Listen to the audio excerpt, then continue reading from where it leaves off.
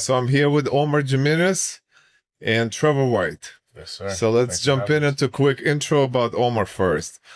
Omar Jimenez is owner of Renzo Gracie Rockland, a lifelong martial artist, and one of the rare individuals who built a school, a system, and a competitive team before even earning his black belt. Omar's journey spans competition, coach, system builder, shaped directly by an early culture of Renzo Gracie, where Jiu Jitsu wasn't just a sport, but something that had to work in real situation. What makes Omar different is his philosophy of what he calls behavioral Jiu Jitsu, a system focused not just on technique, but on prediction, guiding, and controlling human behavior under pressure. That's Omar. Thank you. Let's jump into Trevor White. He's a second guest. He's a black belt under Omar Jimenez and an instructor also at Renzo Gracie Rockland, who went from white belt all the way to black belt. Now he teaches at the same academy where his journey was once built. Trevor started his jiu-jitsu in 2009 when he was just 14 years old, at a time when the art still felt underground and raw. He came up in a tough old school room, training on the puzzle mats with grown men in an era when Gracie challenges were still part of the culture and nothing was handed to you. 10 years later, on December 3rd, 2019, he earned his black belt and became one of the first 3 students Omar has promoted from white belt all the way to black belt. Amazing.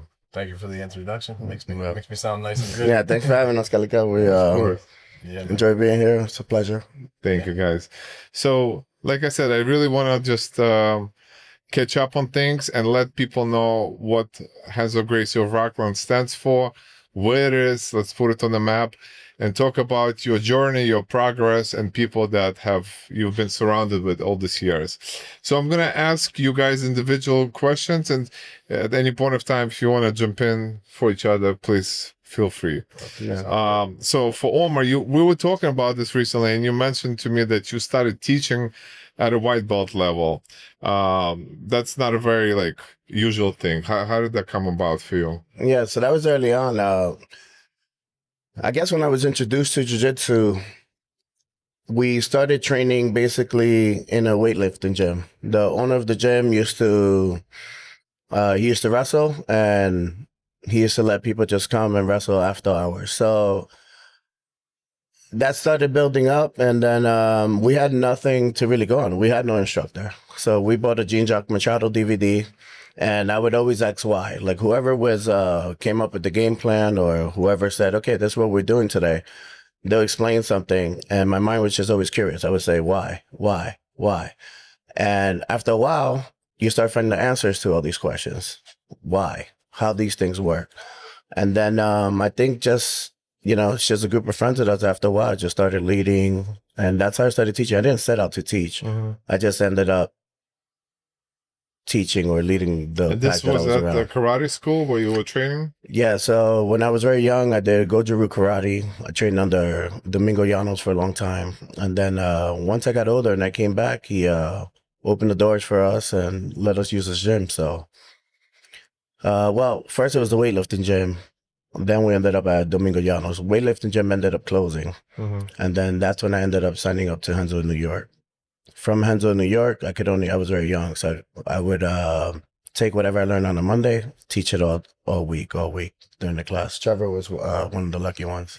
Trevor, so you started at 14. How did that happen? Like your parents brought you in? Yeah. So good, kind of cool story. Probably similar to a lot of people. So I was a young kid, getting into a little mischief outside. My parents were divorced, so they kind of came together as a mutual interest, try to get me back into something. When I was younger, we played Pop Warner football, so that was kind of like growing up the rough and tough old school way. But so yeah, they wanted me to get back into football. And at the time, I was like, I didn't really like the team sport and the high school thing. I was a little bit on my own. And I had 2 friends, one close friend, Danny Scano, who teaches at the academy now, close brother. Danny from City Academy? Yeah, he teaches a lot of classes at Henzo's New York right now. Yeah, he started with me. Yeah, he's the man. Yeah, he started with Omar as well. So Danny had started training with Omar for a few months. and another friend of mine who had started, he didn't stick around with it, but he started training with them as well. So my parents were giving me a little pressure, and they were like, hey, do something. And in my head, I was like, all right, these guys are fighting somewhere. They're doing this fighting stuff. So really, that was my initial. How old are you? I was 14. Yeah, I was 14 years old. And I was hanging out with kids a little bit older than me. So kind of dancing with a little bit of trouble. So, I said, I just wanted to learn how to fight, to be honest. I didn't really know what it was at all. And yeah, I went in there and definitely learned that it was something much cooler than that. I think early on, me and Danny actually spoke to each other about it, and we were like, man, this shit is really cool. It's almost like the stuff Batman trains, It's like it was like some ninja stuff. So at first we really liked it. Yeah, it's very different back then. Even when we used to train, we used to put gloves on. So a lot of the jiu-jitsu that we did, there was no kids classes. So compared to the training that we do now and the training that we were doing back then, it was a little more hands-on. Were you thinking that people are gonna like deviate more towards MMA? Is that why gloves? Yeah.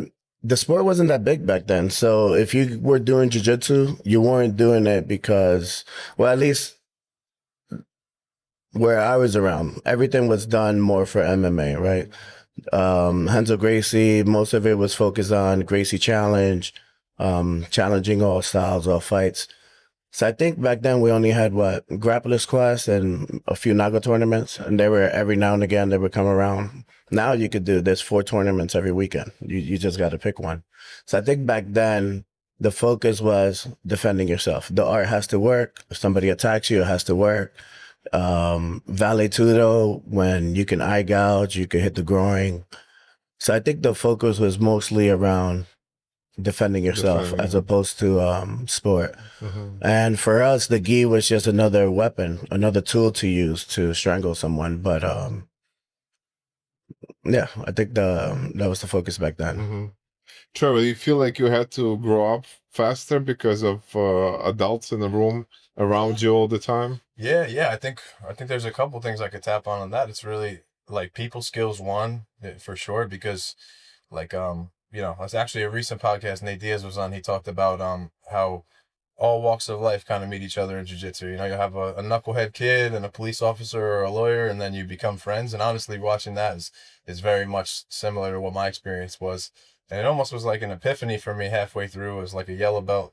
I realized there was actually a sheriff that used to come through, and he would ask Omar if I was in and want to train with me a little bit. And something crossed my mind one day. I'm like, I'm just some kid, who's like knucklehead kind of. I knew jiu-jitsu, but this guy is looking up to me in a way that normally I'd be looking up to him. So when I first kind of got a taste of that, I was like, wow, this is such a good kind of middle ground for people, and kind of make everybody equal. So yeah, definitely people skills wise, and socially, you meet a whole bunch of different people, and you learn to conversate with people that you normally never would talk to. So yeah, absolutely. I guess a question to follow up on this is like, for both of you, like, when did you realize that this is not something that you're going to be doing temporarily? This is like what defines you really. When did you guys had decided that? Well, I was always doing something. So since I was very young, I was doing karate. When I stopped doing karate, I was boxing. When I stopped boxing, I was doing wrestling. When I stopped wrestling, I was doing jiu-jitsu. Then I did a little bit of Muay Thai. So I think I always liked the arts. I think heavily influenced by movies from the 80s and the 90s. And I knew I was going to be doing it for a while. But when I got into it, it wasn't really a fad. So I think I knew right away. I was like, wow, you get to fight and this is legal? You're not going to get in trouble? Nobody's going to say nothing? So it was very strange. I didn't consider martial arts grappling.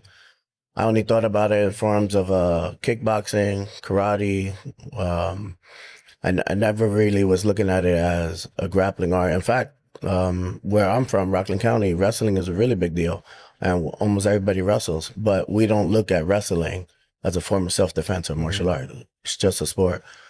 I think once I started, I knew right away there was something that I was going to like doing. In fact, when you did jiu-jitsu back then, you wouldn't tell people because they would find it strange. They were like, you want to wrestle with men? So like you kind of did it and you didn't tell anybody, kind of like blood sport. And then next day you would see your friends, they're like, hey, something happens to you, you're like, oh, it's okay, nothing, not too much. So yeah, I got a taste for it right away.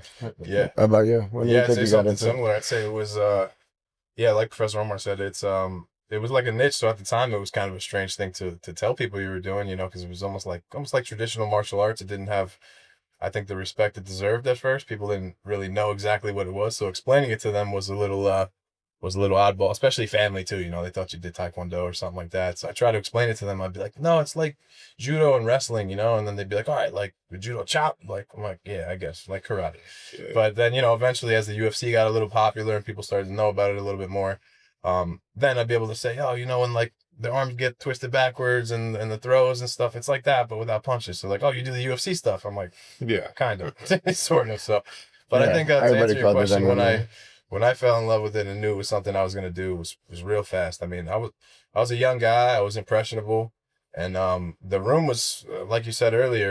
It was a great introduction. The room was stacked with big adults who wanted to fight. You know, it's kind of a North different- Rockland wrestling team, yeah. Yeah. My there's a lot of all my wrestlers. friends, we basically had the wrestling team in there, Yeah. and then we teach them submissions. So Yeah, they were way older than him. definitely. I was 14. These guys were like 22, 25. My you kids' know. classes. And you know, I think some enhancements were popular back then on the streets too. So Yeah, there was a lot of big goons coming in and stuff. So yeah, really for me, when I realized it was like a brotherhood, really, and when I think for me the real thing that got me hooked is when, you know, I finally was able to tap somebody. You know, I think I touched on that with you guys before a little bit talking, but you know, nowadays people get to train, and so I see some of my students come in and, you know, they get a tap like first week or second week, they get to tap somebody with something they learned last week, which is great too. No, you know, that's awesome. But for me, I was, you know, severely undersized. I was in a room where these guys weren't giving up an inch. I was also tall too. You know, I'm a bit bigger now, but I was like 140 pounds maybe then. Didn't have any muscle or anything. So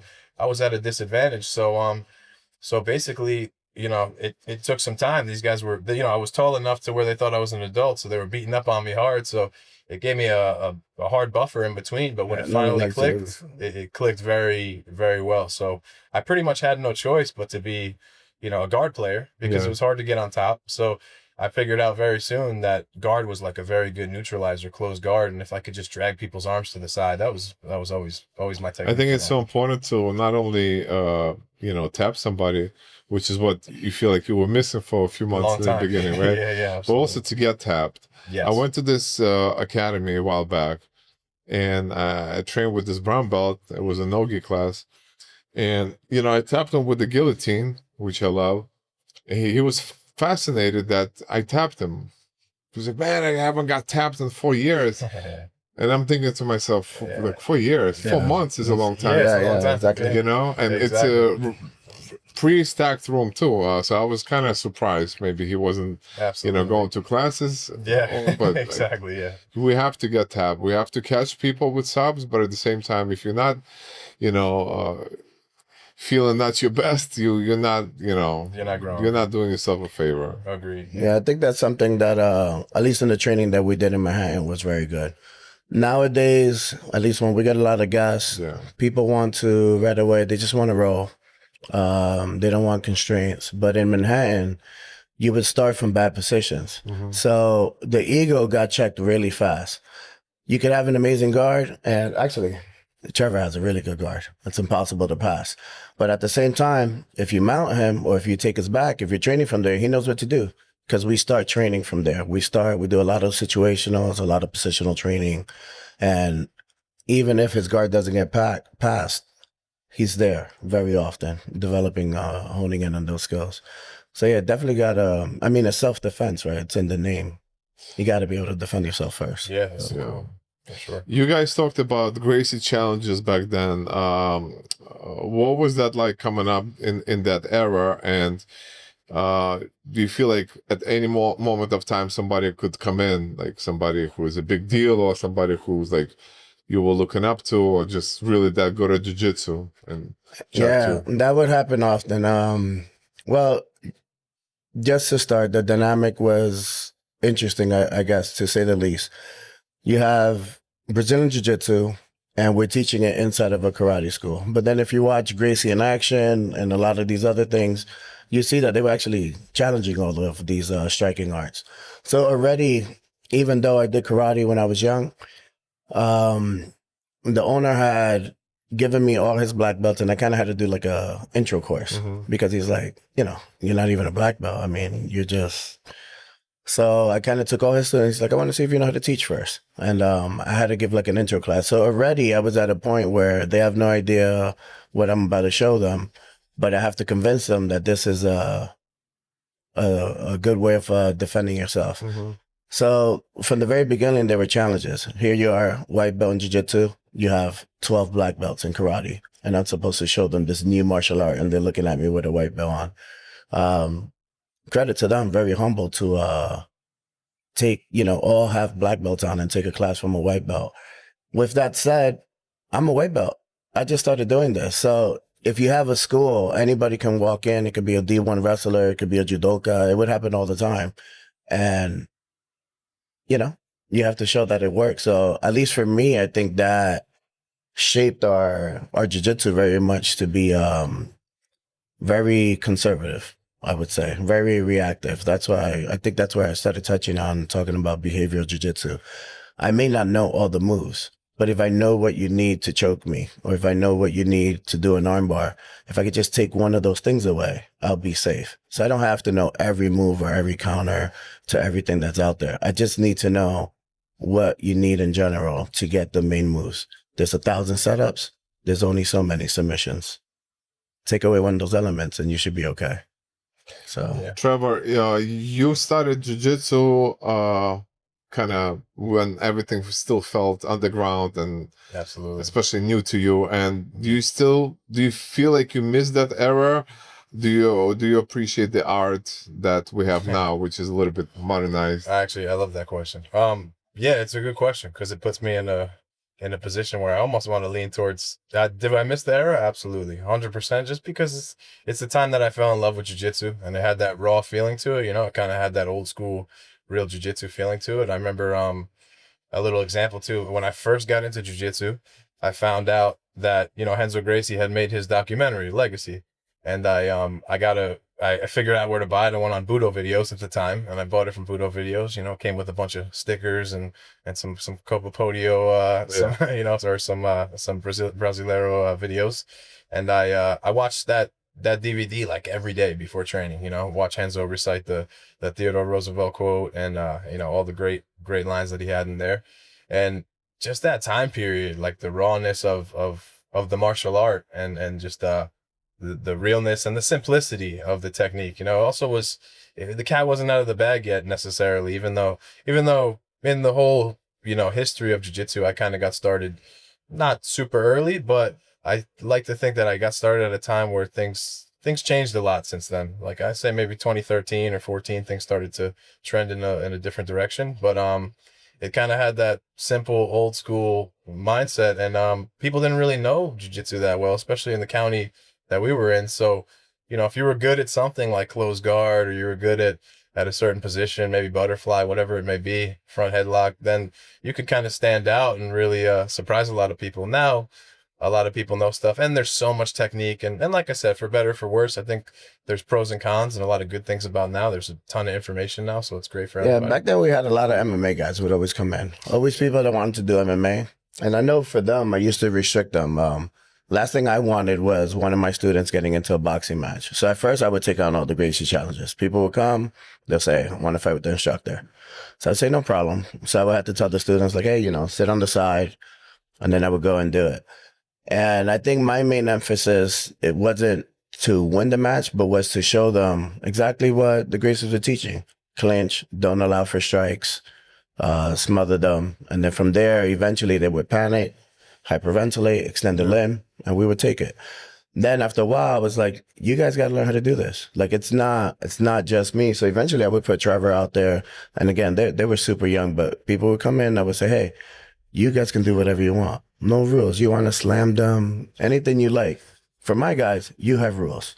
Your rules are you can't strike, can't do any of that. So I figured if I just constrained them to only grappling, that would almost like heighten their sight. It's almost like a person that loses hearing, so therefore, they rely more on their sight, or a person that loses sight First time relies I'm more on their hearing hearing. about this, by the way. At the time, too. I didn't even know. I would definitely get what you say, because they'll end up At the time, rocking. too, we were Yeah, like, happened all in the my time. head, I'm like, why can't we throw punches too?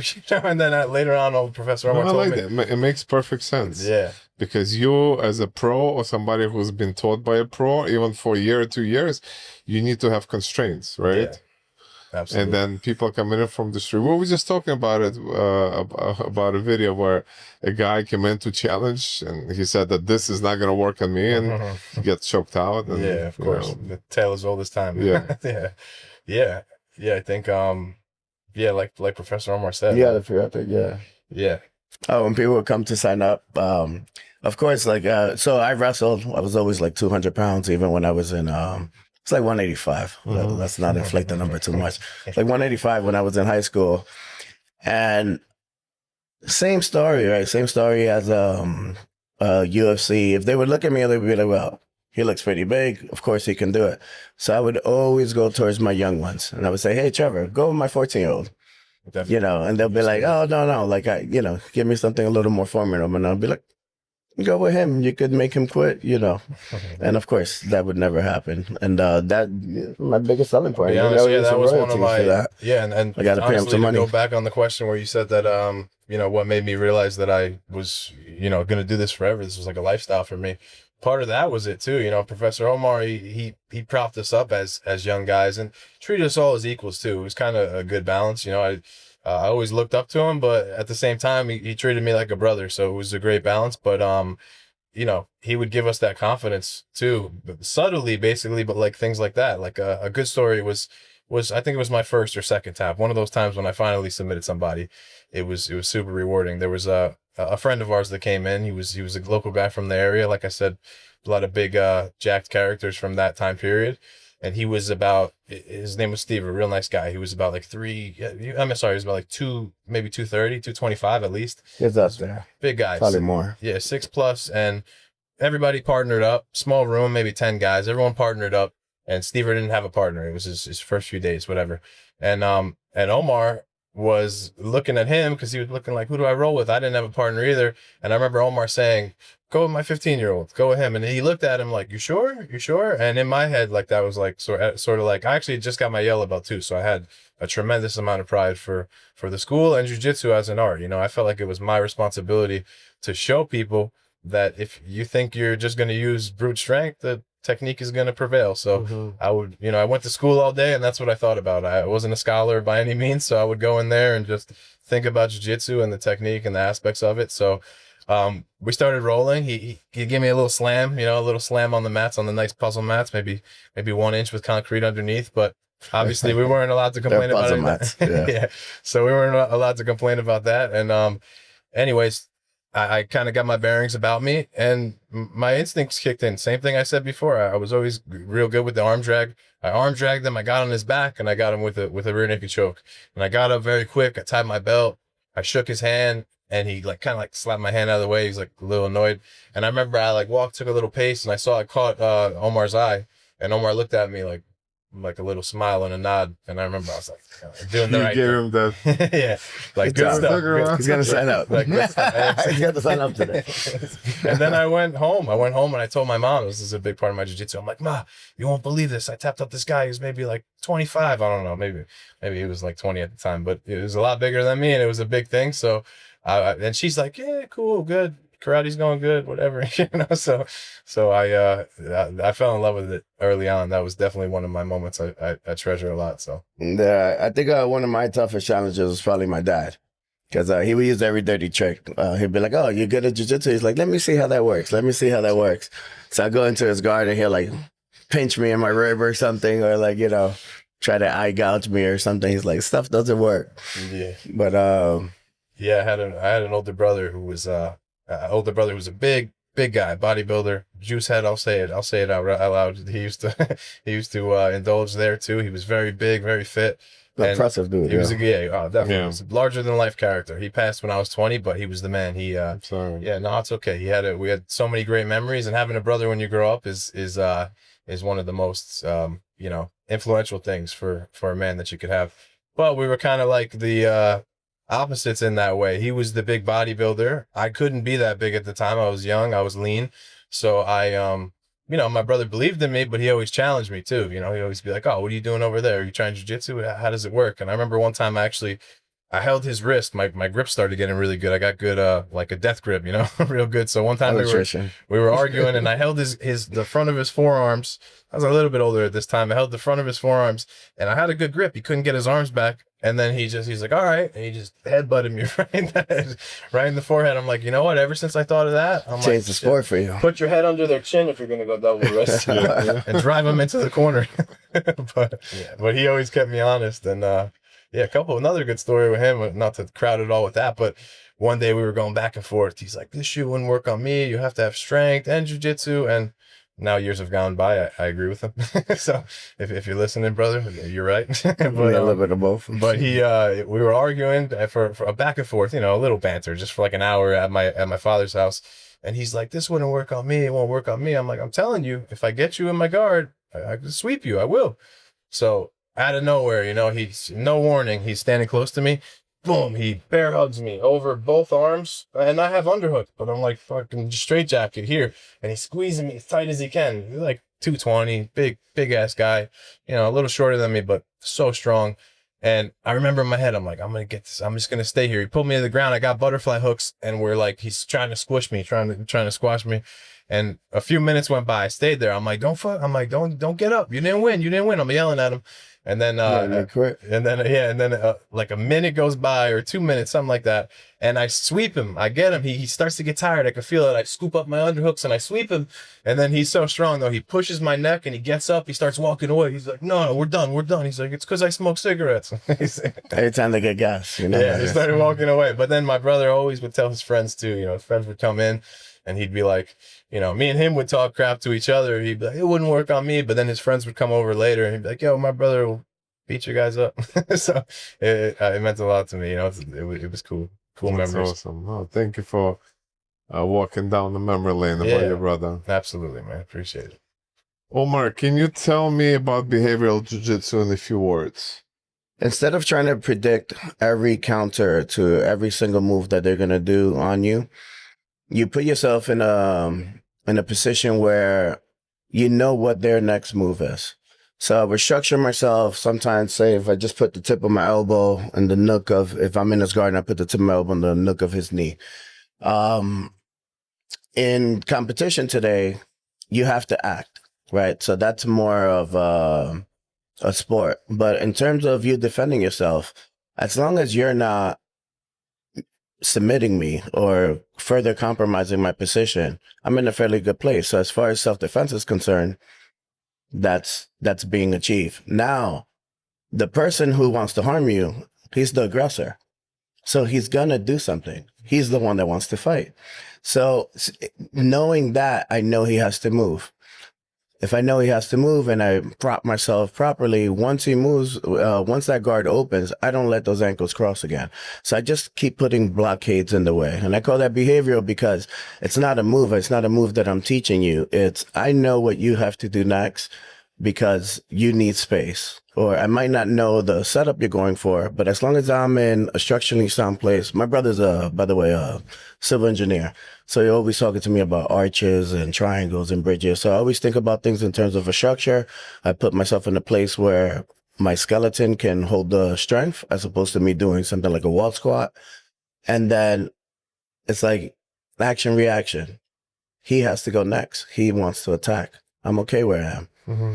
And that's basically what, you know, it's not an art or something different. So you're teaching not so much technique, you teach him more decision making. Yeah, like a branching algorithm, if then else statements, so to speak. Makes sense. But again, it's just, I think it's more my approach towards it that I try to get my students to think about it in terms of concepts and what the other person's looking for, instead of trying to get them to memorize 1,000 sweeps. Because when you do private lessons in jiu-jitsu, the first thing a person tells you is like, you know, teach me a sweep or teach me a submission. And then you teach it to them and they may know the steps in the move, but they haven't developed the motor skills. So eventually they just end up learning an almanac of moves. And then they're like, but I haven't gotten any better. It's like, well, you didn't learn how to connect it. It's like a chemical chain reaction. and you miss the whole part of it. Trevor, if you can go back to a 14 years old Trevor on his first day, what would you tell him? Oh man, that's a good question. I tell him that keep going for sure, because it was a hard first early months. I loved it, but I think before I got my first few taps, there was a couple days there where there's some guys crushing me and I just had no way out, where I was like, man, what am I doing here? But I would just tell him, keep doing it and never stop. Thank God I did. And that's my biggest takeaway is I'm just grateful that I think I did more than what I would expect a 14-year-old to do. I mean, just to set the premise a little bit too, back then, Omar was coming back from the city to teach at a karate school, on the puzzle mats. And at a karate school, the class was after hours. The school had their normal schedule going on. They had kids classes and adults. So afterwards, the class started at about 8:30. It was 3 times a week, 8:30 to, I want to say it was more than an hour and a half, maybe hour 45. Yeah, we're running since actually training. hours. Wrestling practices 3 hours, so I used to make them go for at least 2 hours. So we would go. I was 14, and the closest person to my age in the class was my friend Danny, who was 16. And he just got his license. We would drive down there, and nobody told us to go there. Even my mother to this day, I was talking to her about it recently, about my little brother trying to get into it. I got a whole bunch of siblings and none of them trained. My mom's like, tries to tell me to bring them. I'm like, look, you can't force somebody to be engulfed in this. It takes a lot to actually learn it. I don't want to bring somebody in and have them halfway do it. If you're ready, you're going to go. When I was younger, we went on our own. I sought it out. I would go every night. I had school the next day. Me and my friend would go train, and we lived in 2 towns over. We would drive over to Haverstraw. We would listen to music on the way, get hyped up. It was like a fight club for us, and then we would learn this crazy martial art that was niche at the time, and we felt like we were learning some magic. So I personally at the time, I don't know how or why, I really committed to it, and I was obsessed with it. And I sought it out on my own. Nobody told me to do it. Nobody came and watched me in practice, and I'm grateful that not that I needed that. I'm grateful that I did it all on my own accord. Do you think that jiu-jitsu saved you from becoming someone else? Yeah, I think so. I think so in a lot of ways. I think that jiu-jitsu always gave me something. It was something I was good at when I was young. I never had been, in my opinion, as good at something as I was at the time. It was something that I actually, for the first time in my life, worked hard for and was grasping it, and it was it held so much value too, especially as a 14-year-old kid. You're able to tap out an adult. You're just like, this is like magic. What is this? And it's also humbling you too. You end up being like very nice to people too. You tap them out, but you want to get up and shake their hand and say, good job, man. Respect for your training partners. You start getting that camaraderie and respect. And it's definitely.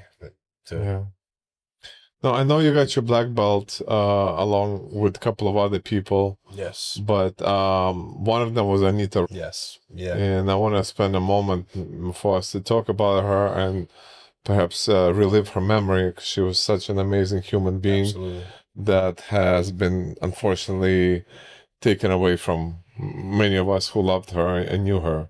Yes.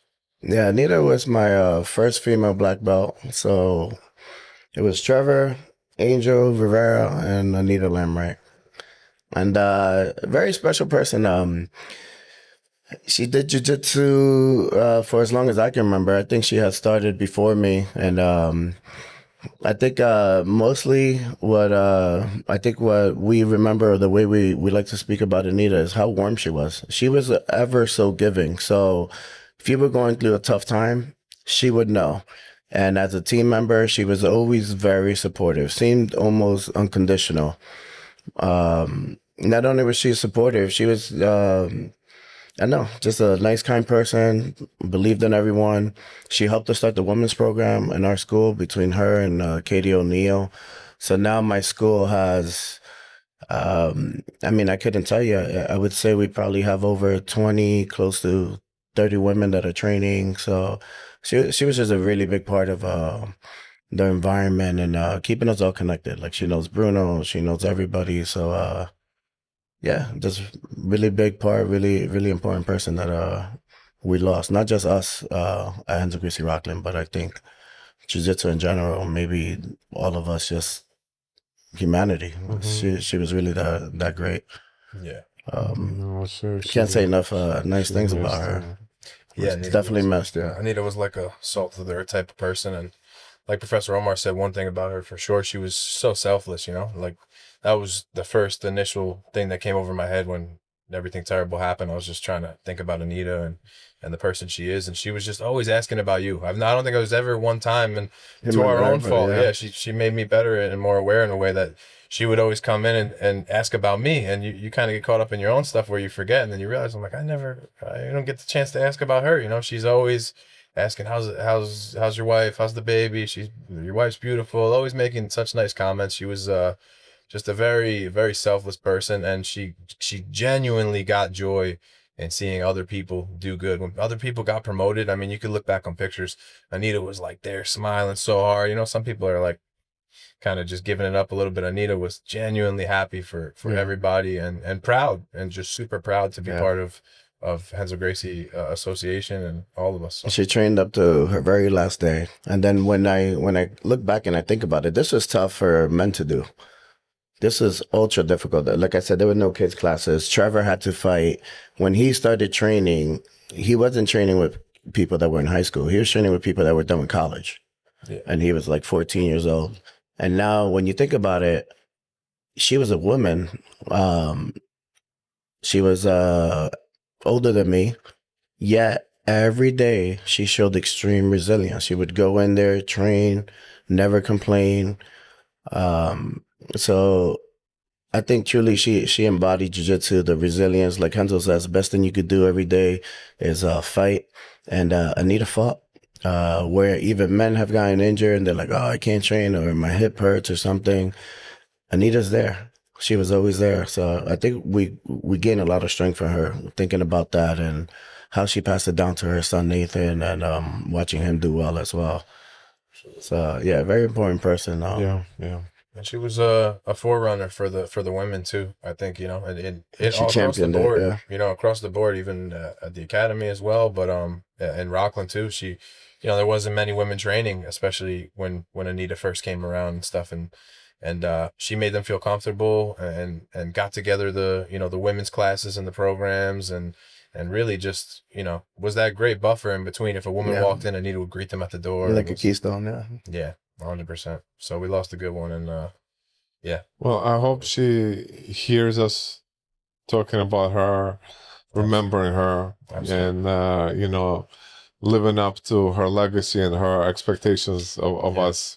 Yeah, being better men and women. I love that. Yeah, that's what we said actually on when we were doing a vigil for her. Is the bad thing? The best thing we could all do is just take a page out of her book and try to live. She's very giving, just give. Yeah. I remember meeting her one of the first time at your old academy. She was at the People of Jiu-Jitsu. Yeah. So Renzo Gracie Rockland had a previous location was in what was it? Nyack. It was also Nyack. Right? Nyack. This was when you're sitting up, but that one was in Nyack. Yeah. But there was a second one. One thing that stood out to me is the kind of like not even respect to a teacher and kind of followed what's being asked, or like basically Omar and Alberto, whoever was like in charge at that time. I'm not like naming names specifically.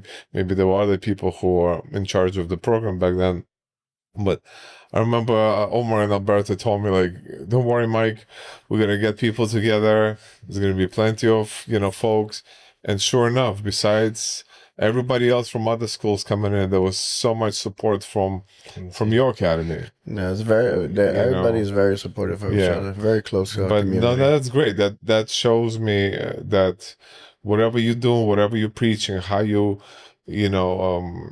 putting out yourself and your presentation and the energy that you're giving into the students and your teammates, it pays off. And last week I taught a seminar at your new academy, which is even more beautiful and bigger and brighter, and there's a lot of people. And sure enough, a lot of people showed up. So I'm very appreciative. Yeah, it was a great seminar. We Support appreciate that. system that you guys have and keep on promoting. Absolutely. Yeah, I always tell them if everybody gives, everybody receives. So nobody has to take.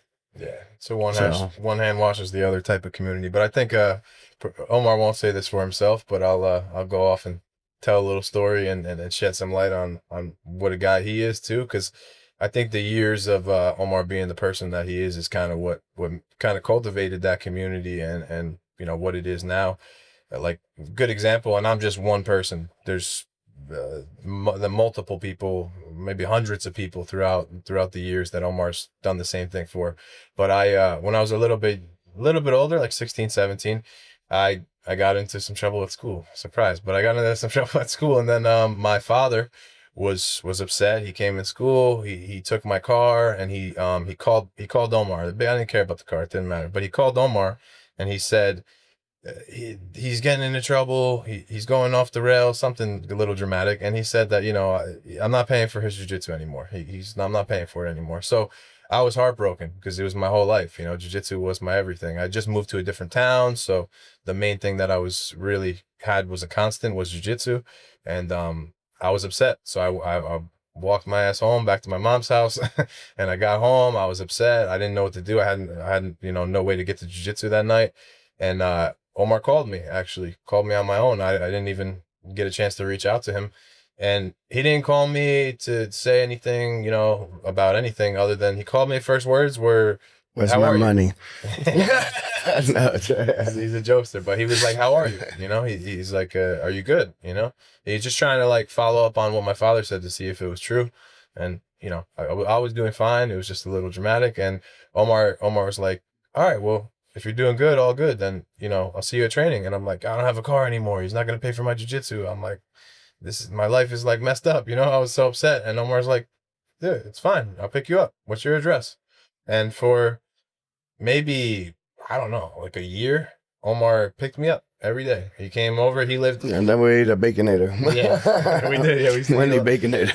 Yeah, he used to feed me too. Yeah, it was like one of those old school, like mentor type of things and brothers, like a big brother that knew jiu-jitsu so well and just looked out for my well-being, knew that I loved jiu-jitsu so much, picked me up, took me to training even more. So I guess he got a little bit out of it too. I got to I just had no friends. He didn't know.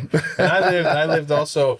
Omar lived in a town called Haverstraw. I lived in like almost Tompkins Cove at the time, which is about like maybe 15, 20 minutes north, out of kind of off the path from where he was. He would drive the opposite way. This guy would come from the city too. He'd drive the opposite way. I was a kid at the time, so it was hard for me to understand what he was doing. And then as I got a little older, I'm like, this guy was fucking driving extra to pick me up and take me out to eat after and everything. I was always appreciative, but once I got to an age where I understood what it was like to be an adult, I was like, wow, man, he's the man. And many people can tell you that too. They came in, they didn't have money, they wanted to train very bad. Omar, no hesitation. Basically, you want to train? Come on, it's okay. You're going through a hard time in your life? Come train. Come on. The only thing that he didn't like, and we didn't outwardly say anything, is the environment. We were all respectful. That was it. If anyone, but honestly, just like any good gym, people that came in that were a little aggressive and had the wrong attitude, it got weeded out pretty fast, So luckily we cultivated a good environment where we kind of became little enforcers, very respectful enforcers. But if you were a little erratic and acting disrespectful, you didn't really last too long. Well, they had to control the storm, right? When somebody attacks you in the street, you can't just be like, wait a minute, let's adjust, or they're going to bring what they bring. And you have to be able to put that in a straitjacket, tame it down, and then, whatever happens after that. One thing I used to say a lot about jiu-jitsu, because I didn't set out to teach jiu-jitsu. I set out as like, wow, you can fight and, no one's going to get in trouble. But just falling in love with it and not being able to get to the city and starting to train my friends, which then became my students. One thing I would always tell them is that jiu-jitsu won't always give you what you want, but it will always give you what you need. And for me, I went in there to learn how to fight and ended up coming out with, much more compassion, if anything, maybe the techniques are the least that I got out of it. I'm the godfather to Tatum, to Trevor's daughter. Yeah, that's my first kid, my daughter. Yeah. There's been people that have gotten married out of my school. There's been it's just so much that jiu-jitsu has to offer that when we just talk about it in terms of techniques, we almost reduce it. And then that's not something that necessarily I started doing. When I went to the city, Renzo's was exactly the same way. I remember I seen Renzo even offer vehicles to people. They're like, hey, I'm having a hard time. He's like, just take my car. It's like, what do you know? Never asked me if my account was late or something like that. I never got walked off the mat. I remember even asking Renzo once, like, hey, by the way, like, something's happening and we'll get the fund. He's like, boy, I asked you for money. He seemed really offended by it too. He's like, have I asked you for money? So, and look, he's a very successful man. So you don't have to be shrewd or anything like that. I think, like I said, if everyone gives, everyone's going to receive. No one's going to go hungry. Amazing. Yeah. You actually said something in one of your speeches that I overheard, and you said, I think it was very powerful. If you cannot lose, eventually you can only win. Possibly you can break that down for us?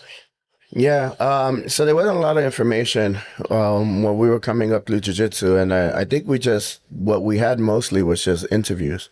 So you'll be on Gracie Mag or Budo videos and just trying to get any ounce of information that you can get out of them or the way that they're thinking, how they're orchestrating it. So Helio Gracie always said that, he can't break someone's arm, but if they put it in the wrong place, he'll break it in three different places. And then just listening to Hickson speak a lot. I'm not sure in what interview it was, but I do credit him for it. He said something that I think framed a lot of the way that I approach jiu-jitsu. And he said, the attack, the defense is shorter than the attack. There are way more steps involved to defend, to attack than there is to defend. Mm-hmm. And I think just all those things kind of went into and shaped what we have today. Well, at least the way we approach it. Mm-hmm. Yeah. Question for both of you guys. Since you're both teaching at the academy, are you teaching technique or are you teaching decision making? You want to go for that? I'd say both, but decision making maybe more so. Yeah, decision making and like Professor Omar said before, it's a lot of almost controlling the situation, making people predictable. I like to put people in a box where you can give them basically three options, and those three options, and you have a reaction for both of them. So like a bait and switch, right? Yeah, exactly. Like a simple concept would be, and of course I'm going to go to close guard and say you drag the arm across. If the person keeps their posture down, you're going to take their back. If the person postures up and there's a little bit of space and you have the arm trapped, you're going to get a flower sweep. If they lean forward, you're going to get either a flower sweep or an arm bar if they put their hips up a little bit. So I like to put people in predictable situations and could play puppet master. You're going to lose, but we're kind enough to let you decide how you lose. You pick your poison. When we can. Trevor, you said something powerful. You started jiu-jitsu because you never wanted to feel helpless again. Do you feel like you still carry that feeling in you? I don't know. Did I say that? I just want to. No, I think that maybe that one was with me. Yeah, I don't like the idea of. Omar might have said that one. Yeah. Sorry to. It's okay. No. I just want to. Well, for me, I'll answer it anyway. For me, I don't like the idea that a man can make you quit, basically. Like, they can force you to do something. It's like, I feel so much pain in my arm that you'll make me say anything, right? It's kind of like being tortured or a prisoner of war or something like that. So yeah, my statements are too graphic, but basically yeah, a lot of it's kind of hard to a lot of stuff that when we were younger we used to be, crazy analogies like that. I don't want to say exactly ones, but the word is submission, so they can make you submissive. And I just don't like that idea. And because the way One of the ways I got into jiu-jitsu, I was wrestling, and then one of my friends that worked at Target with me, he was a security guard. And he had a little brother, and I used to tell his brother, like, hey, he used to be like, my brother could beat you up. He'll do this. I was like, listen, I'm a wrestler. I'm 200 pounds of muscle. Like, there's no way. I think I made a little joke. I was like, I'll fold him up and put him in my back pocket. You tell him I said that. So when I finally went to Target and we were working, I see him in the lunchroom, and he's like, so. I just saw you say that like with Mike Tyson voice. Like, Yeah. hold you up, put you in my back pocket. So we basically end up in the cafeteria. He's like, so you could fold me up and put me in your back pocket, huh? I was like, come on. I was like, look at me. Look at my size, your size. I tell you what, in less than 5 minutes, this guy tapped me out at least 5 times. 5 minutes, 5 times. Must have been shorter. Felt like an eternity. And I'll never look back. I was like, I'm 2 times this guy's size, and he's wrestling me, and I wrestle, and yet I'm here, Mate, putting 2 fingers up like in Spartacus, like begging for mercy. No mas.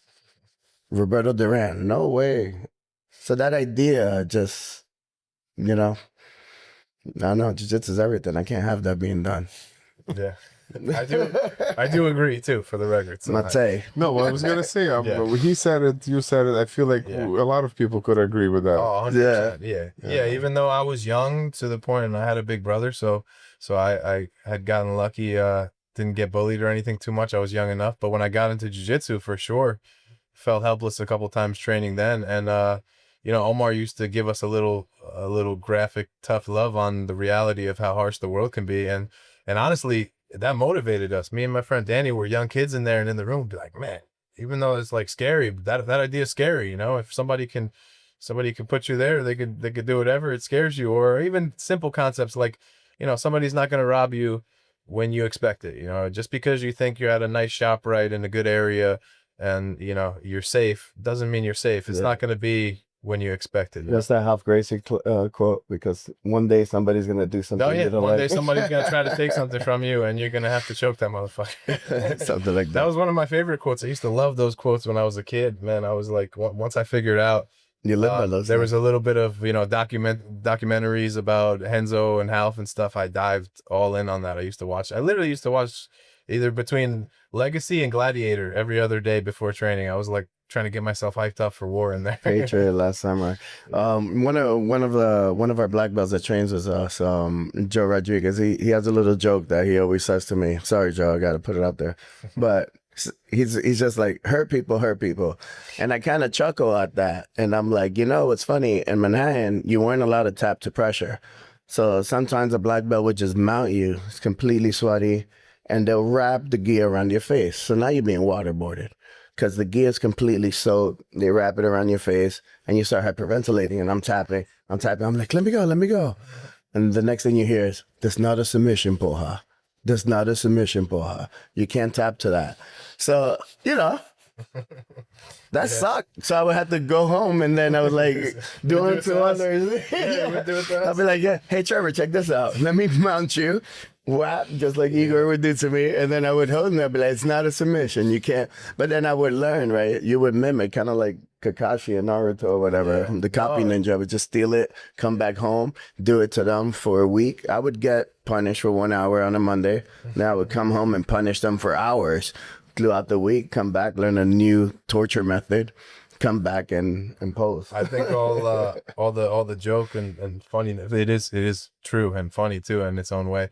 But I think all that aside, there's something that was really a hidden gem in there with Omar, was he would basically try to create diamonds through what he had. A lot of times when you have a professor, they go lighter on the students, they let them work and stuff like that.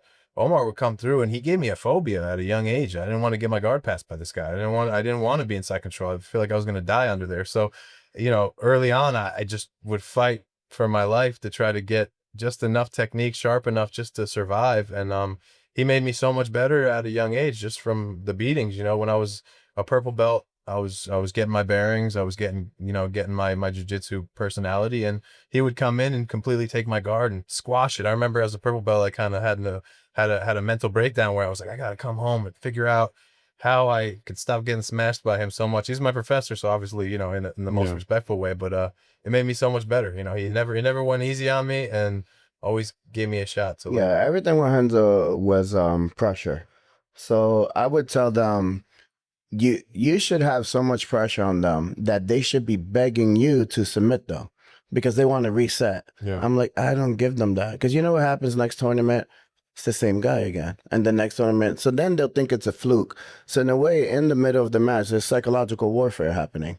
So when you're in a position where, you know, you have them in a split, you have an over-under or something, and you're stretching your opponent out, if you pass in 5 seconds, I mean, he's burning energy, you know, 80% of his energy. You're just coasting there. Why rush? What's the rush? The sand's caving in. He dug a hole in the beach and just let the sand pour in. There's no rush. So I always tell them, like, they should beg you to pass because of the pressure. And then, like Xerxes, you're a merciful God. And then maybe you'll pass. Right. And then back to what you were saying before, like in terms of strategy or making an offering, you could funnel everything, just like the movie 300, right? Yeah. Maybe they come with a large arsenal, but if I put myself in a position that all you can attack is this leg, well, at least I already know you're coming for this leg because that's all I'm showing you. And then you start working from there. So in a sense, if somebody comes with large arsenal, you just funnel them. You don't like the guard, you can't pass Z guard, change the guard, force yourself into their close guard, work from close right into their half, and bypass the knee altogether. Things like that. And back to what you were saying, that's kind of like when I tell them behavioral jiu-jitsu, it's like, I don't know how to pass Z guard. Okay. So while you're in their Z guard, change the orientation of their guard and force yourself into a different guard, and then there's no more Z. So if you force yourself into a close guard, there's no Z, but you're already past the knees. Now when he goes to shoot up that triangle, don't let that knee come back in front of your chest.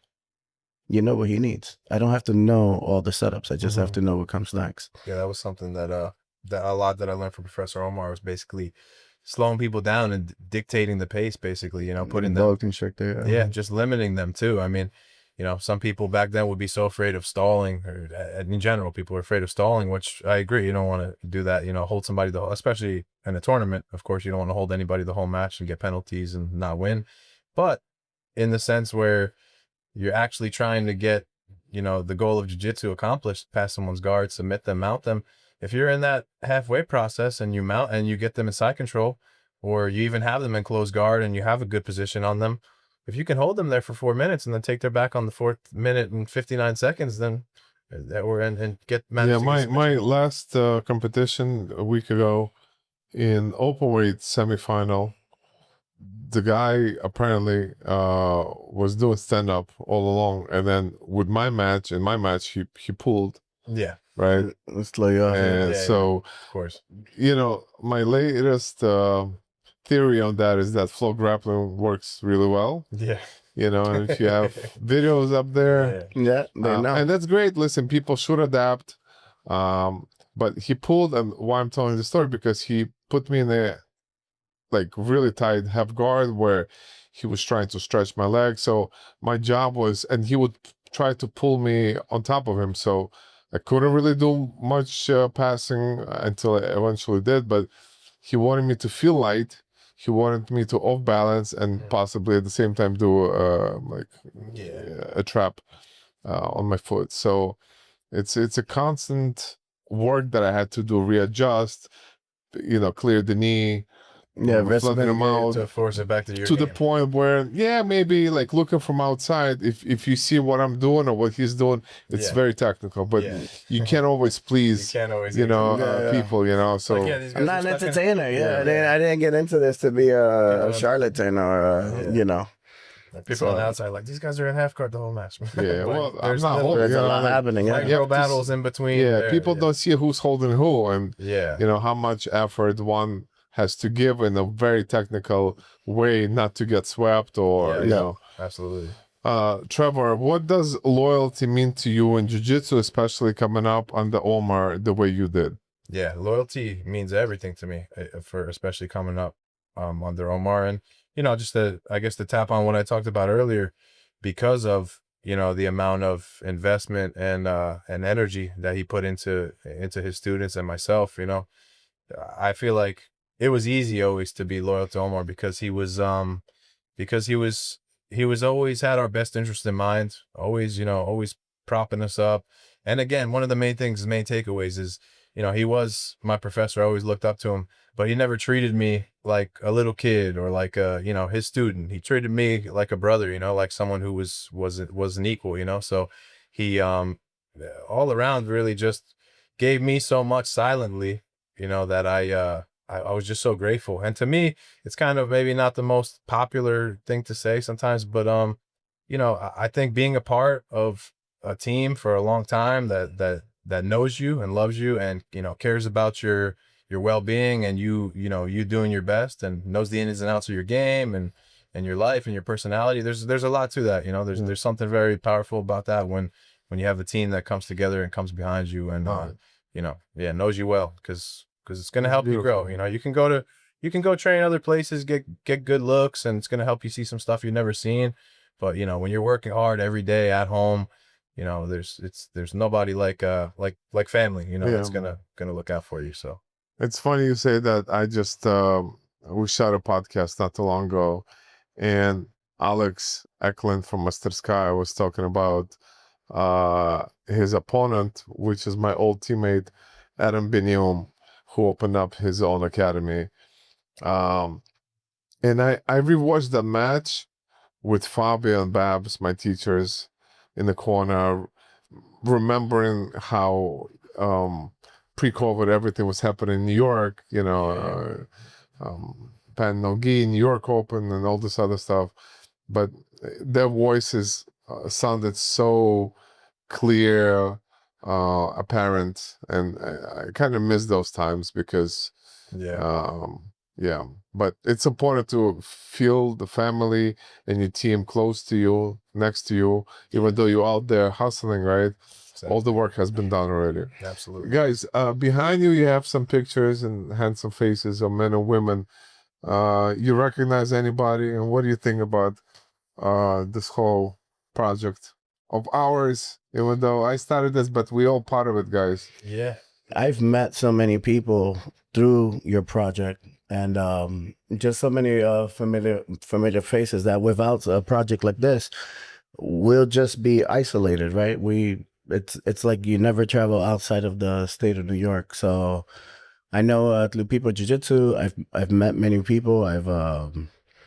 My life is richer for it because not just in Jiu Jitsu, but just meeting humans, right now what we're doing, interacting. So I think there's a lot to be said. I think you could be all things. You can train, visit places, and not necessarily make another person feel like they weren't good enough or they didn't hit a certain level. So then, I think everything depends on the situation and why. When I was young, I stopped doing karate, but I moved to New London, Connecticut. So was I not to ever train again in any martial art? So, I think it's important that we do things for greater than the self. You can't just do everything that feeds you, because if you want the world to conspire, like they say, to give you what you're striving to get, then they have to feel like they're a part of it, a part of what you're doing. And I think with people with jiu-jitsu, that pie just became a lot bigger. There's a lot of people love it. Thank you. Yeah, I like so well put. To touch on it once too. I love the movement too. I think it really embodies the amazing aspect of jiu-jitsu that is the camaraderie. That, like I said before, you could have people from all walks of life, different sizes and shapes, and people that normally would probably never even talk to each other. And at your event at the school, I had a great time over there, and that really highlights what it is too, because you got people that maybe met each other 45 minutes ago. We share a role, we talk, we have a drink, have some food, and spend a lot of time with Quinn. We make friends and brothers like that. So it really highlights that amazing part. I'm due to have a next one, so I'm just I'm locking in on a couple of details. I already have a place in mind. Awesome. And the person that I should reconnect with. Beautiful. Looking forward to it. Likewise. Yeah, Thank but you. so many. You got Ricardo Almeida there. I remember training in the blue basement, and he used to walk in like he was, he was already a Pan Christian champion. He used to walk in there and just right in the middle class, just start helping people, adjusting people, and then, then you look up, you're like, that's Ricardo Almeida, acting like just regular. As an assistant, not even like leading the class. He Yeah. was. They're just all like so humble and helpful. You got Megathon up here. Multiple time. Oh my God, he's still out there winning. Throwing people It's so over. impressive, right? Yeah. Competing could be so nerve wracking, and Yeah. for these people to have so much out there and to just do it time after Yeah. time after time. For me, it's a beauty. Marcos. Yeah, Yeah. it's so many. Yeah. I met Marcos on a plane with his wife. Yeah, he mentored me a lot. Yeah. Good he's person. people, yeah. But there's a lot of all these people I met through jiu-jitsu. I mean, this is my training partner, used to be Raphael. This is Hunter. Yeah, no. Yeah, I mean, people from New York, people from all over the world. I'm kind of admire this myself Yeah. sometimes. But thanks to you, we grown together, and we're here now talking, which is gonna bring me to some blitz questions. So I guess Let's go. Omar is gonna answer Yeah, let's do it. first, and then the same question is gonna go for Trevor. Sounds good. One word to describe your jiu-jitsu. Could be a few words, but I'm a counterfighter, so I would say conservative. okay. I would say calculated. Yeah. What matters more, control or submission? Come on. You can't submit without having control of the arm. Yeah. So we got to control them. The sky is blue. He said, nah, control. Same answer for both. Yes, sir. Offense or defense? Defense could be your best offense, like great pitching. If you, defense, I think I would say goes to if you can't lose, then in time you could only win. Yeah. Good pitching instead of big bats. Yeah, defense. I agree. Offense sometimes it gets clouded a little bit because you learn it first sometimes, but it's nothing if you can't defend yourself. So yeah, defense. Beautiful. What breaks first, the body or the mind? The mind. The mind breaks way before, especially if you let If you're not a martial artist. Yeah. I try to break my opponent psychologically, and like I said, get them to beg you to submit them. So I fight them through pressure. The mind breaks, and then the body gives up. Is fear useful or something that needs to be eliminated? Both. Hickson said if you have no fear, then you're a foolish man. So fear, I think, gives you a heightened sense of alert. It tells you when something has gone wrong. But if you let it go beyond that, then it will lead to paralysis. So I think it needs to be calibrated. I think it's good just to tell you something's off, and then you need to learn how to turn it off so that you can respond. 100%. Same thing. I think you need a little bit of seriousness and awareness to know that you're in a dangerous spot. If you're not scared at all, then somebody's grabbing your neck, then you're dead. So yeah, Simon says right. Yeah, I'd rather be scared than not scared at all. So at least then I'm heightened sense of awareness. It's like riding a motorcycle 100 miles an hour. If you're not nervous, is not scared. Yeah, you should be kind of a little tuned in and a little heightened sense of awareness. It'll kind of keep you a little bit sharper, I think. So It's your spider sense. yeah, I think so. What's harder, competing or coaching?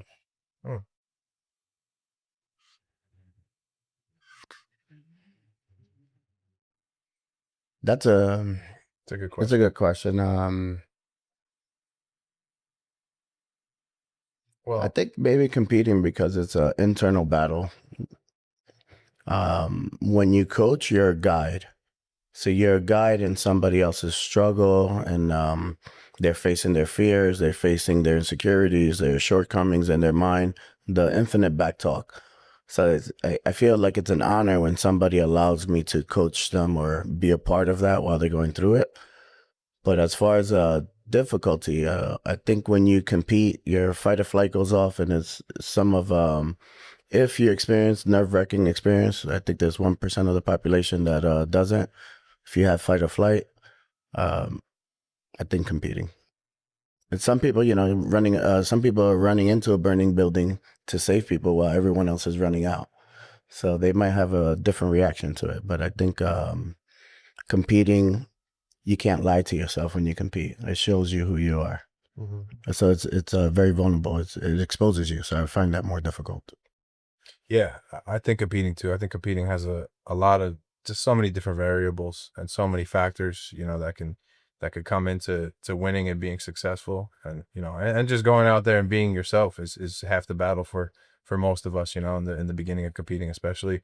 Coaching for sure has its challenges, and definitely you can be on the coaching side of a competitor and be close to as nervous. But I think there's a lot of internal battle when you're competing that you got to kind of break through and get out there and be yourself. Leg locks, evolution or shortcut? You got that one out? You go first on this one. I think I think it's both. In the beginning, I think in the beginning when leg locks first blew up, there was a little bit of a shortcut for some lower belts. For newer guys, blue belts, white belts, blue belts, they would learn a foot lock, and they would foot lock maybe a more traditional purple belt who, went up through the ranks that kind of we did, and there wasn't as many leg locks in the beginning. So they didn't know it. So they kind of get surprised by it. So in the beginning, yeah, it's, it would catch people by surprise.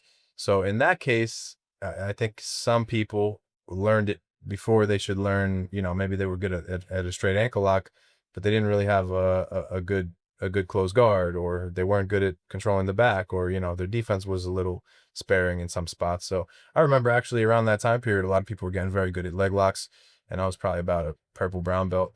And some young guys would come in, way lower belts than me, and they put me in like a perfect toe hold or foot lock, and I kind of gut it out, find my way out, and if I manage to get out and pass the guard or something, then I get them side control. I'm like, wait, this guy feels like a white belt now, So, but in the leg lock, I was like, oh my, I'm in danger. Let's get out of here. So it kind of it masks a little bit of the deficiencies at a time, but it definitely evolution too. So it's both. And of course, it evolved the game, because for a while we reared away from it, and of course, you don't want to ignore 50% of the body. So it's yeah, I think it's both in a way. Yeah, for me, everything is evolving. So I think you can't say that there's no evolution in it. But I mean, we've been doing leg locks since we were white belts with Guion. Yeah. So in my school, I always tell them we don't train for rules, because rules are ever changing. What are we doing? Metamors? Are we doing finishers? Are we doing IBJJF, ADCC? So, and my other problem with not teaching leg locks before they're allowed is that now you're fighting somebody. Now, say you get your purple belt, they let you do a leg lock, or, blue belt, whatever. But now you're fighting someone who has 3 years of experience in leg lock, and you have 0 because you couldn't do it. Now, with that said, like my professor Gregor told me, he's not against leg locks, and hopefully I'm not misquoting him, but what he said is when you allow a white belt to do leg locks, they'd never bother learning how to pass guard, and then they're just not complete. So he sees it as a developmental issue, not necessarily that it's a rule to protect, but more fundamentally, it's a little more difficult to try to pass one's guard than it is to sit back and try to do a heel hook. For me, I think you should know all the submissions. So when you're learning submissions, it's kind of like learning vocabulary. Somebody comes to my school, I don't teach them any setups. I teach them an armbar. Just how does it work? You pinch your thigh, hold the wrist to the chest, you do it this way. How do you do a rear naked choke? How do you do a omoplata? How do you do a kimura? And then once they can see it and become familiar with it, then the skill would develop. So I don't know. We, at least in our school, we've been doing leg locks, gi, no gi, didn't matter to us. But we didn't hyper focus on it. And like some other schools that just become a leg lock school. I think kind of like Hodger says, you got to be, I don't care if it's thumb wrestling. If we're grappling, I'm winning. So you want to thumb wrestle? Let's go. Like whatever you want to do, if it involves grappling and we're interlocking, that's what I master, and the art of joint manipulation or the art of limb isolation. Mm-hmm. Yeah, Copy. like he said too, just to tap on that, when we were younger, we thought of knee bar was like an R bar. You know, it was just there wasn't much of a complication about it. Like it was the lower half submission. It was It's just if you there. managed to be in De La Hiva and you went reverse and you got the far leg, then extend it like an R bar. And I think we didn't hyper focus that much on it like everyone else is now, because like I said, I used to teach these guys with the I guess the framework around it was self-defense. There were no tournaments to necessarily want to be a world champion in this or that. That was all in Brazil. So for us, it was more like, you got to defend yourself. And if you sit back for a leg lock, they can, Oleg Tiktara, Renzo Gracie kick you in the face. So you necessarily never put your head, when you're doing leg locks, you're in a north-south situation. Your feet are facing each other. Your heads are apart for the most part. That's a position that any random person could just start flaring off kicks. And, we were more focused on pinning. Mm-hmm. Have you ever wanted to quit? So jiu-jitsu has maybe gotten, I think you go through your plateaus. I wouldn't necessarily say quit, but it maybe got more challenging to do because of life circumstances, whether I was in college studying for exams, out of shape or something, or at different points in my life it was more difficult, but I always enjoyed it. I never stopped enjoying the human chess match. Mm-hmm. Yeah, I think jiu-jitsu is like a long marriage sometimes, almost. In the beginning, it's so easy to love. It's so easy to be obsessed with. So, and especially for someone like me who was young, had nothing. I didn't have a job. I was going to school. I was obsessing over jiu-jitsu nonstop. So for me, it was easy to just stay in love with the whole time. But as time went on, I trained a lot as I was young. So I kind of burned myself out. I remember when I was like a purple or brown belt, or purple belt especially, I was teaching a lot. I started picking up some classes for a professor here. And I remember there was a time where I kind of felt like I was like, just felt stagnant, like I was teaching and I'm teaching the same stuff all the time, I feel like, or I feel like I'm in the gym kind of doing the same stuff all the time. I just felt like kind of stale, so I never wanted to quit. It's almost like I said, like a marriage where like I didn't want, no way I was giving up on it. I invested way too much. No way.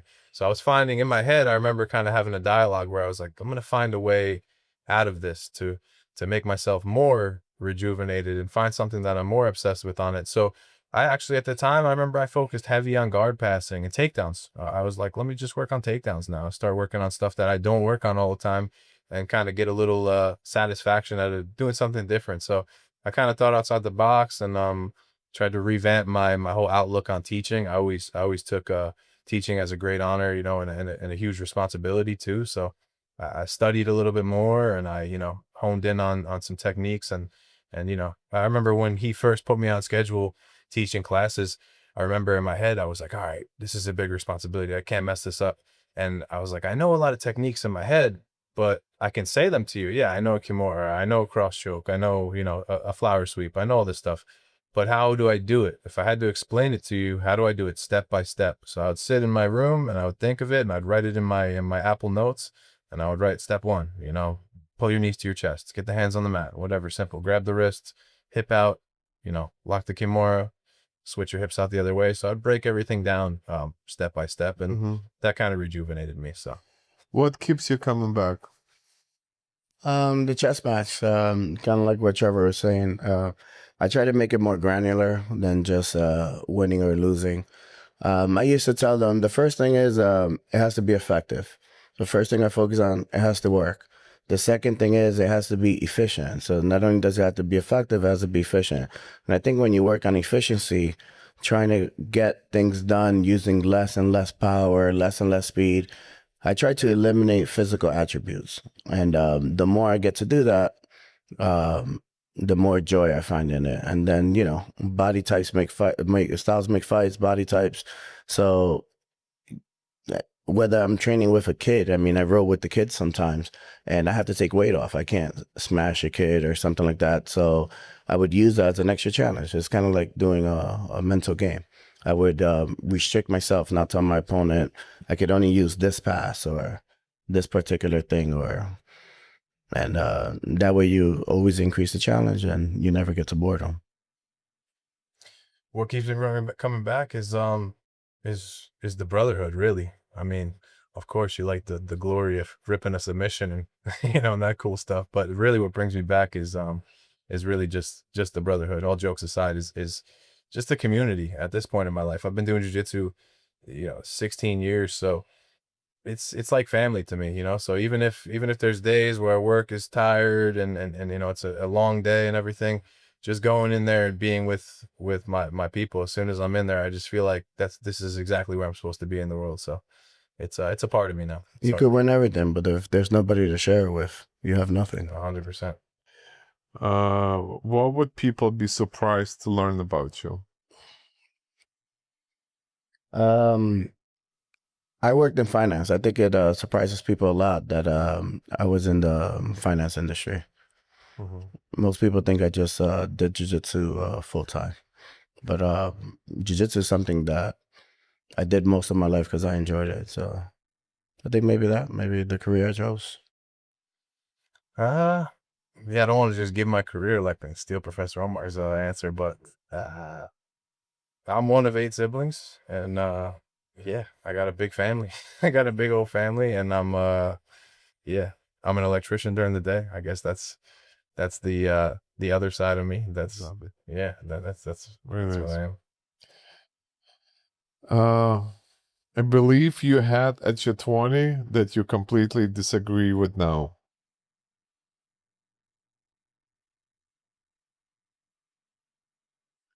I think I based most things I did on accomplishment or achievements. And I think when I look today, the only thing that matters is the relationships that you've cultivated. So I remember spending most of my weekends working, trying to make money, and missing holidays with families and things like that. And I remember falling into the corporate trap, trying to impress your boss, working from 9 a.m. to 11 p.m., traveling every month, taking a flight, losing a week, time with my family and things like that because chasing accomplishments, trying to get promoted, trying to impress somebody. And then what you realize is that this is like the oldest trick in the book. You kill yourself, you work hard, and guess who gets promoted? Your boss, not you. Because the person above him never heard your name. So you end up just being a busy bee. So I think I would have savored life maybe a little more, and probably the opposite of what people want to hear. I was a workaholic, and I think I would have probably spent more time with people. But that's what we're doing now, Also, spending time with people. Yeah, I think I something similar. I would have told myself to not worry so much on trying to do so much for myself, try to worry so much about being so accomplished or win a title or get a big job title or something material, and just kind of embrace that time period, because you never get that time back when you're 20, in those early impressionable years. And yeah, and also I would probably would tell myself to focus more on something, on work. Really, at the time I was kind of in the middle. I was training a lot. I was doing a lot of teaching, and I was obsessed with jiu-jitsu, which is great. But I think I didn't really give myself I didn't really take my career as serious, I guess, as I could. I don't know. We cut that out. I feel like I jacked that one no, it up. makes sense. Yeah, I jacked that one up. Makes a little sense. bit, but- This was amazing answers by both of you guys. Thank you. A bad habit you still have. Going to sleep late. I have dark humor.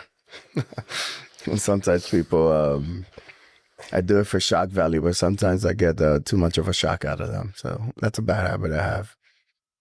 I guess going to sleep late. It's going to sleep late, and And I guess to touch on what the great Professor Anita taught me is be more selfless. You know, that's a bad habit. I think I do my best to try to correct myself, but you know, Yeah, he's super selfless.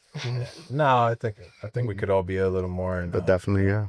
yeah, and kind of just check on my people and try to catch myself as much as I can. You know, reach out to the people that care about me and check in on the people we still have around. And yeah, that's a bad habit I have, is kind of missing out on the things that are right in front of me. So Last question. At the end of everything, what actually matters?